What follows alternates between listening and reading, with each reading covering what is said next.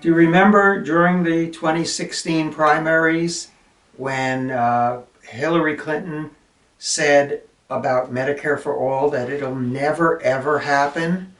Well, fast forward a little bit, and now we have Elizabeth Warren announcing her run for the presidency, and part of her platform is Medicare for All.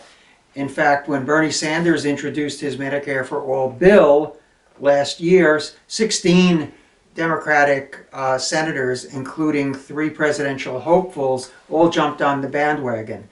You know, the most amazing thing is that according to a Reuters poll, 70% of the American public is now in favor of Medicare for All, including a majority of Republicans. So the never ever idea seems to be coming to the forefront. Whether how this will play out in the 2020 election, of course, is anybody's guess.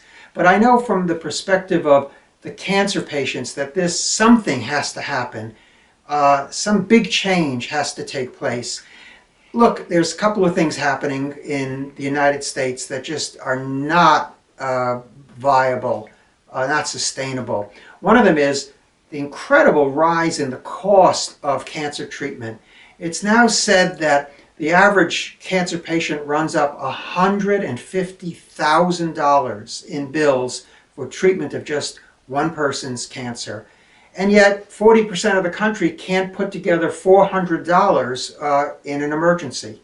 So how do these two things jive? You've got tens of millions of people who are uninsured in the United States, and you've got tens of millions more who are underinsured.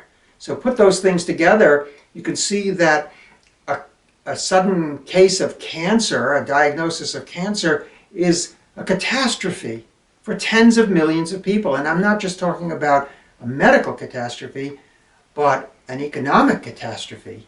And what happens to these people is that many of them go bankrupt and have to declare bankruptcy, or basically are thrown into homelessness.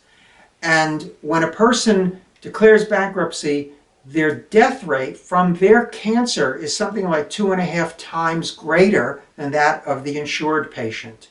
So this is completely ridiculous and unfair. I'm not going to advocate here for Medicare for All. I want to hear all the proposals that will be on the table and evaluate them each on their own merit. But I would say this: if you're against Medicare for All for whatever reason, it's incumbent upon you to come up with an alternative plan that will address this crying need of tens of millions of people who are basically being thrown to the wolves through the current system. It's just not right. It's not fair. It's an undermining of the health of the country, and it's got to stop.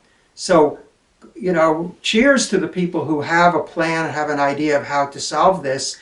But from my point of view, it's got to be solved. It's got to be solved, and this coming election will be the time to finally resolve this issue.